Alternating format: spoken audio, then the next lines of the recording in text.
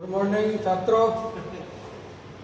मनोविज्ञान साइकोलॉजी की क्लास में आपका स्वागत। एक बार पहले हमने बात की थी origin of psychology, birth of psychology, मनोविज्ञान की उत्पत्ति के विषय में हमने जाना था कि मनोविज्ञान की उत्पत्ति कहाँ से, कैसे और किस तरह से हुई। आज आपने ये देखा 16वीं शताब्दी से लेकर और 20वीं शताब्दी तक मनोविज्ञान को किस प्रकार से परिवर्तन हुए। दर्शन शास्त्र से उस बात को आपने उठाया और आज मनोविज्ञान को व्यवहार का शुद्ध विज्ञान के रूप में हम और आप सभी मिलके पढ़ रहे हैं। आज हम आपको ये जानकारी देना चाहते हैं और वो है आपकी मनोविज्ञान की शाखाएं। क्योंकि आज यदि परिस्थितियों और व्यवस्था के अनुसार देखें तो मनोविज्ञान एक बहुत बड़ा वटवृक्ष बन चुका है और उसकी शाखाएं इतनी हो चुकी हैं, जितने क्षेत्र हैं उतनी ही उसकी शाखाएं हैं। लेकिन कुछ शाखाएं जो इम्पोर्टेंट आपके हिसाब से आपके विषय के अनुसार महत्वपूर्ण है, उनको हम आपके सामने लेकर के आए हैं और उनको कहते हैं मनोविज्ञान की शाखाएं। इन मनोविज्ञान की शाखाओं को हम दो भागों में बांट करके पढ़ते हैं। एक सामान्य मनोविज्ञान, जनरल साइकोलॉजी, और दूसरी है व्यवहारिक मनोविज्ञान, एप्लाइड साइकोलॉजी। इनके अंतर्गत मनोविज्ञान अपने एक अलग अलग क्षेत्रों में बटा हुआ है। मनोविज्ञान की शाखाएं तो बहुत हैं। जिस क्षेत्र में आप काम करोगे वहाँ बिना मनोविज्ञान के काम नहीं चलता है। मैं एक उदाहरण दूँ कि जो केला बेचने वाला, जो ठेला चलाने वाला है, जो केला बेचता है, वो भी मनोविज्ञान का उपयोग करता है। आपने देखा होगा कई ठेले वाले केला बेचते हैं और आवाज़ लगा रहे होते हैं कि केला 25 रुपये किलो। उनमें से एक ठेले वाला मनोविज्ञान का उपयोग करते हुए और आवाज़ लगाता है कि केले 20 रुपये किलो। आप सबसे पहले कहाँ जाते हो? सीधी सी बात है, 20 रुपये किलो वाले के पास। और वो कुछ केले उसमें से तोड़ के अलग रख लेता है। मतलब कुछ उनमें कमियां होती हैं, सड़े होते हैं, कुछ टूटे हुए होते हैं। तो वो कहता है कि भाई केले क्या हिसाब है? तो वो कहता है कि ये 20 रुपये हैं और ये 25 रुपये हैं। तो आप सोचते हो कि केले तो सभी 25 दे रहे हैं, चल इनमें से 25 वाले में से दे दे। तो कहने का मतलब वो केलों को जल्दी बेच के आ जाता है और सभी लोग 25 रुपये केले के हिसाब से भाव लगाते रहते हैं। तो कहने का मतलब आपका कोई भी क्षेत्र हो, ऐसा कोई क्षेत्र नहीं है जहाँ पर कि मनोविज्ञान का उपयोग नहीं किया जाता हो। आज हम सामान्य मनोविज्ञान के अंतर्गत यदि पढ़ें तो पहली है असामान्य मनोविज्ञान, एबनॉर्मल साइकोलॉजी। असामान्य मनोविज्ञान में ऐसे व्यक्ति, ऐसे स्थान जो कि असामान्य व्यवहार और असामान्य तरीके से उनका व्यवहार होता है, उनका जो अध्ययन किया जाता है वो एबनॉर्मल साइकोलॉजी के अंतर्गत होता है। दूसरी जो साइकोलॉजी है वो आपकी बाल मनोविज्ञान, चाइल्ड साइकोलॉजी। बच्चे का परवरिश, बच्चे का विकास, बच्चे के किस उम्र में क्या देख रेख, सारी स्थिति का जो अध्ययन किया जाता है साइकोलॉजी के आधार पर कि इस बच्चे को किस तरीके से ट्रीट किया जाए, इस बच्चे को किस उम्र में क्या दिया जाए, इस बच्चे को किस उम्र में क्या खिलाया जाए, ये सारी स्थिति बाल मनोविज्ञान के अंतर्गत कार्य करती है, जिसको हम चाइल्ड साइकोलॉजी कहते हैं।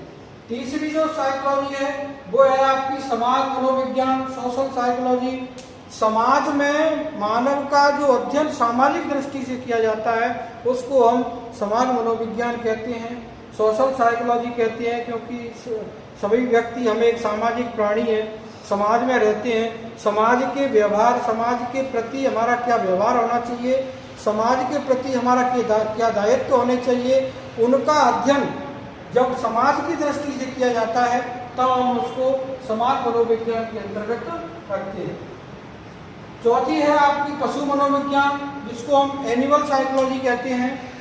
पशु मनोविज्ञान, पशुओं के व्यवहार का अध्ययन जो किया जाता है उसको पशु मनोविज्ञान के अंतर्गत रखते हैं, एनिमल साइकोलॉजी कहते हैं। उसमें विभिन्न पशुओं का क्या व्यवहार होता है, किस पशु का किस तरीके से सिस्टम होता है। आपने कुत्ते देखे होंगे, कुत्तों को आप अपनी गली के कुत्ते भी होते हैं और एक खोजी कुत्ते भी होते हैं। तो उनका एक किस प्रकार का व्यवहार होता है। आपके जो पेट एनिमल है, पालतू गाय और भैंसें हैं, उनका एक व्यवहार आप अध्ययन करते हैं। जब चारा कुटता है तो चारे की तरफ देखने लग जाती हैं। तो कहने का मतलब उनका भी एक अपना एक व्यवहार होता है। उस व्यवहार का जो अध्ययन किया जाता है वो पशु मनोविज्ञान के अंतर्गत किया जाता है। पांचवा जो है आपका विकासात्मक मनोविज्ञान, जिसको अपन डेवलपमेंट साइकोलॉजी कहते हैं। और विकासात्मक मनोविज्ञान के अंतर्गत गर्भावस्था से लेकर वृद्धावस्था तक विकास की जो प्रक्रिया है कि बालक का विकास गर्भावस्था से और वृद्धावस्था तक कैसे और किस तरीके से होता है, उस पूरा विकास की प्रक्रिया का जो अध्ययन है वो आपके विकास मनोविज्ञान के अंतर्गत किया जाता है, जिसको अपन डेवलपमेंट साइकोलॉजी कहते हैं। आपकी दृष्टि से, शिक्षा की दृष्टि से, चाहे सब विकासात्मक मनोविज्ञान एक महत्वपूर्ण मनोविज्ञान है। तीसरा अगला जो छठवां मनोविज्ञान है वो उसको कहते हैं परामनोविज्ञान, पैरासाइकोलॉजी। परामनोविज्ञान एक आधुनिक विषय है। ये एक बड़ा विचित्र विषय है। इसे गूढ़ रहस्य जो होते हैं उनका अध्ययन करने के लिए इस परामनोविज्ञान का सहायता ली जाती है कि होने वाली जो घटना है उस घटना का पूर्व अनुमान लगाना, दुर्घटना की संभावना व्यक्त करना, भूत क्या होते हैं, भूत कैसे आ जाते हैं, दिमाग व्यक्ति का मस्तिष्क कैसे कार्य करता है, ये भूत किस प्रकार से आती हैं और उनका किस प्रकार से व्यवहार वो करने लग जाता है। ये सारी स्थितियां जो एक समाज की दृष्टि से एक नए तरीके से जो विचित्र होती हैं, उन विचित्र परिस्थितियों का जो अध्ययन किया जाता है वो आपका परामनोविज्ञान के अंतर्गत होता है। यह आधुनिक विषय है। अगली जो मनोविज्ञान है वो आपकी प्रयोगात्मक मनोविज्ञान, इसको एक्सपेरिमेंटल साइकोलॉजी कहते हैं। इसमें मनोविज्ञान की दृष्टि से एक प्रयोग किए जाते हैं। उनमें व्यक्तियों के आधार पर, समाज के आधार पर उन व्यक्तियों के व्यवहार का, उन व्यक्तियों के कार्यों का, उन एबनॉर्मल व्यक्तियों का इस प्रकार से प्रयोग किया जाता है कि वास्तविकता में ये ऐसा व्यवहार क्यों करते हैं, इनका परिवर्तन व्यवहार में कैसे आया और ये ऐसे क्यों हैं। इन चीज़ों का जब प्रयोगात्मक तरीके से उनका अध्ययन किया जाता है तब हम उसको एक्सपेरिमेंटल साइकोलॉजी कहते हैं, प्रयोगात्मक मनोविज्ञान कहते हैं। उसके आधार पर हम प्रयोगों से यह सिद्ध कर देते हैं कि ये व्यवस्थाएं इस तरीके से कार्य करती हैं। आठवां जो मनोविज्ञान है वो है आपका किशोर मनोविज्ञान, जिसको अपन एडोलेसेंट साइकोलॉजी कहते हैं। बहुत विस्तृत अध्ययन है ये किशोरों का, क्योंकि वास्तविकता में समाज के जो अपराध और एक सामान्य जीवन दोनों स्थितियों पर जहाँ दो मार्ग प्राप्त होते हैं, दो मार्ग जहाँ मिलते हैं, वो एक किशोर स्थिति है। और किशोरों से ही एक स्थिति अपराध की तरफ जाती है और एक स्थिति एक अच्छे इंसान और अपने कैरियर की तरफ जाती है। क्योंकि ये बालक ऐसा क्यों होते हैं, क्यों करते हैं, इनके अंदर क्या परिवर्तन आते हैं, इनके अंदर क्या व्यवस्थाएं परिवर्तित होती हैं, इन सब की जो अध्ययन किया जाता है वो किशोर मनोविज्ञान एडोलेसेंट साइकोलॉजी के अंतर्गत किया जाता है। किशोर मनोविज्ञान के अंतर्गत किशोरों का सारी स्थितियों का अध्ययन किया जाता है, इसीलिए इसको हम किशोर मनोविज्ञान कहते हैं। नवा जो है वो है आपका प्रौढ़ मनोविज्ञान, एडल्ट साइकोलॉजी कहते हैं। प्रौढ़ों की क्या समस्याएं हैं, प्रौढ़ों को क्या जीवन में करना चाहिए, कैसा व्यवहार रखना चाहिए, प्रौढ़ों को समाज में किस प्रकार का योगदान करना चाहिए, ये सारी स्थिति जब मनोविज्ञान के आधार पर हम उनका अध्ययन करते हैं तब वो कहलाती है एडल्ट साइकोलॉजी, प्रौढ़ मनोविज्ञान। अगली जो है वो है आपका, ये भी आधुनिक शाखा है और उसको कहते हैं आनुवंशिक मनोविज्ञान, जेनेटिक साइकोलॉजी। मनोविज्ञान जेनेटिक साइकोलॉजी का भी एक अहम भाग है, क्योंकि आने वाली जो संतति हैं वो संतति में क्या बीमारियां हैं, आपके पूर्वजों में क्या कमियां रहीं, उन कमियों को मनोविज्ञान के आधार पर आगे कैसे सुधारा जा सकता है, किस प्रकार से उनको बदलाव किया जा सकता है, ये सारी स्थिति जो अध्ययन की है वो आपके आनुवंशिक मनोविज्ञान के आधार पर की जाती है। कुछ जीनों का परिवर्तन, कुछ जीनों को ट्रांसफर करना, कुछ जीनों में से उन अंशों को हटाना, आजकल इसी आधार पर आपकी बड़ी बड़ी सिटियों में स्पर्म बैंकों का भी जो निर्माण है किया गया है उसके आधार पर, क्योंकि वो जीन परिवर्तन का और कोई साधन नहीं है, उसका सिर्फ स्पर्म परिवर्तन से ही जीन परिवर्तन का एक नियम जोड़ा गया है। इसीलिए जो भी आनुवंशिक तरीके से जिन चीज़ों का अध्ययन जिसके अंतर्गत मनोविज्ञान के आधार पर किया जाएगा वो आपकी जेनेटिक साइकोलॉजी कहलाएगी, आपका आनुवंशिक मनोविज्ञान। व्यवहारिक मनोविज्ञान की बात करें, एप्लाइड साइकोलॉजी की तरफ देखें तो एक होती है आपकी नैदानिक मनोविज्ञान जिसको कहते हैं क्लिनिकल साइकोलॉजी, क्योंकि दो स्थितियां होती हैं, एक होता है निदान और एक होता है उपचार। किसी भी व्यवहार का बालक के व्यवहार का, बालक की स्थिति का, उसकी असामान्य व्यवहार का, उसकी कमियों का हम निदान और उपचार दो करते हैं। तो पहले तो होगा निदान और उसके बाद होगा उपचार। तो नैदानिक साइकोलॉजी, क्लिनिकल साइकोलॉजी में ऐसी स्थितियों को पहले जाना जाता है, जानने के आधार पर उनका कारण पता लगाया जाता है और उन कारणों को दूर करना एक उपचार के तहत किया जाता है और वो सारी स्थिति आपकी नैदानिक मनोविज्ञान के अंतर्गत आती है। दूसरी आपकी शिक्षा मनोविज्ञान जिसको एजुकेशन साइकोलॉजी कहते हैं। आप जब पढ़ते हैं, पढ़ने से लेकर के आपके जीवन में क्या क्या परिस्थितियां आएंगी, आप सीखेंगे कैसे, आपका व्यवहार अच्छा कैसे होगा, शिक्षा से आपका जुड़ाव कैसे होगा, शिक्षा आपके व्यवहार को कैसे परिवर्तित कर सकती है, ये सारी चीज़ें जब शिक्षा के क्षेत्र में उस मनोविज्ञान को जोड़ दिया जाता है तब वो उसको कहते हैं हम एजुकेशन साइकोलॉजी, शिक्षा मनोविज्ञान। और ये आपका इम्पोर्टेंट विषय है, छात्रों का इम्पोर्टेंट विषय है।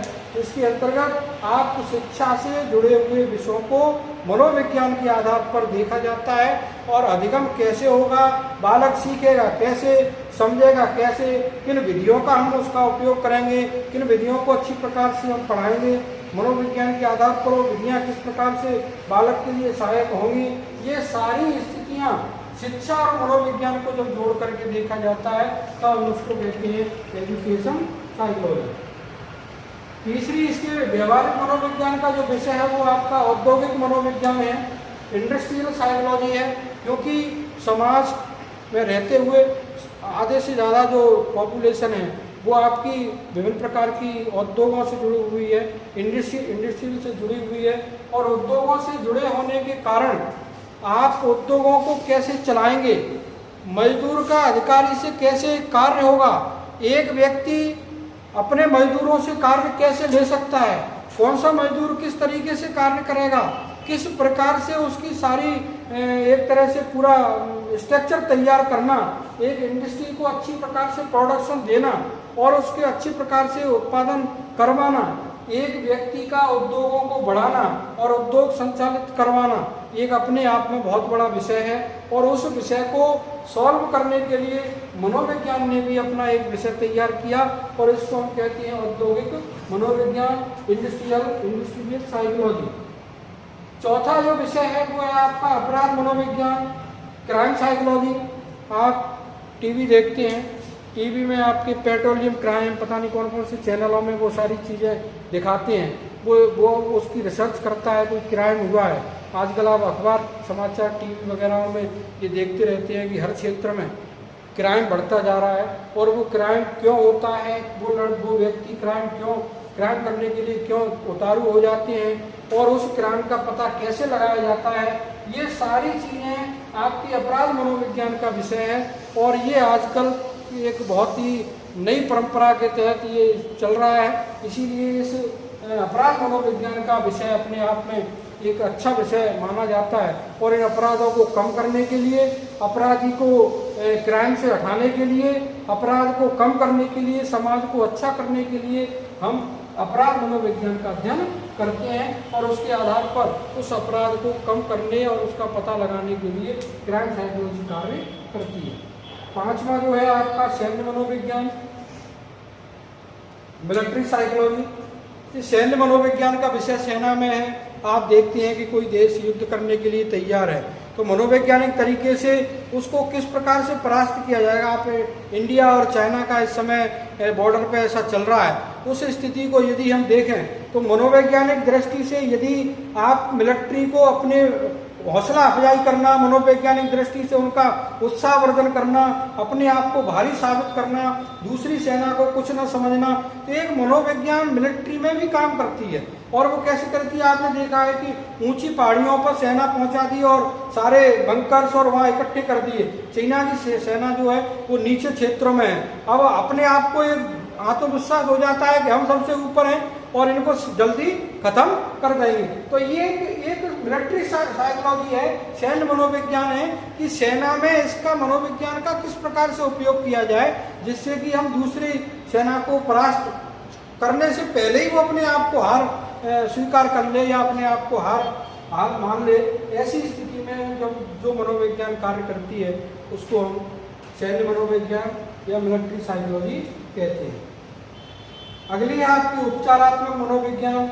मैंने पहले ही बताया था कि जब किसी चीज़ का नैदानिक मनोविज्ञान के बाद जब उसका उपचार किया जाता है, पहले अपराध का पता लगाया जाता है, उसके कारणों का पता लगाया जाता है और उन कारणों को दूर करना एक तरह से उपचार कहलाता है। और उस उपचार को करने के लिए उपचारात्मक मनोविज्ञान कहलाती है, क्योंकि शिक्षा के क्षेत्र में बहुत से बालक अपराधी प्रवृत्ति के होते हैं, बहुत से बालक पिछड़े हुए प्रवृत्ति के होते हैं। उनको किस प्रकार से आप शिक्षा से जोड़ेंगे, उनको किस प्रकार से आप अधिगम से जोड़ेंगे, ये अपना एक अलग विषय है और उन चीज़ों को आप निदान और उपचार के आधार पर दूर किया जाता है। तो कहने का मतलब मनोविज्ञान की आप कोई भी क्षेत्र ले लें, उस क्षेत्र में उसका एक अलग मनोविज्ञान है। आपको शिक्षा की दृष्टि से 2-3 मनोविज्ञान पढ़नी है। उसमें आपकी एक तो विकासात्मक मनोविज्ञान है जिसको अपन डेवलपमेंट साइकोलॉजी कहते हैं, और दूसरी आपकी ये शिक्षा मनोविज्ञान है। इस शिक्षा मनोविज्ञान क्योंकि शिक्षा की दृष्टि से आपको समझना है, आपको पढ़ना है, आपको शिक्षा प्राप्त करनी है, इसीलिए 2 शाखाएं आपको विशेष रूप से यहाँ पढ़नी है। और पढ़ते हुए आपको इन 2 डेवलपमेंट साइकोलॉजी, उसमें आपकी गर्भावस्था से लेकर प्रौढ़ावस्था तक की सारी व्यवस्थाएं बताई जाएंगी कि कैसे विकास होता है, और शिक्षा मनोविज्ञान के आधार पर आपकी शिक्षा की विभिन्न प्रकार की स्थितियों को स्पष्ट किया जाएगा। इसीलिए यदि हम देखें तो आपके लिए ये 2 शाखाएं महत्वपूर्ण हैं। कहने का मतलब हर क्षेत्र में अपनी एक शाखा है और उसी क्षेत्र के व्यक्ति को उस शाखा का अध्ययन करना पड़ता है। यदि कोई उद्योग से जुड़ा हुआ है तो उसको औद्योगिक मनोविज्ञान का ज्ञान होना जरूरी है। आप शिक्षा से जुड़े हुए हैं, आपका कार्य शिक्षा से है, इसीलिए आपको शिक्षा मनोविज्ञान का ज्ञान होना जरूरी है। चलो आगे देखें। धन्यवाद।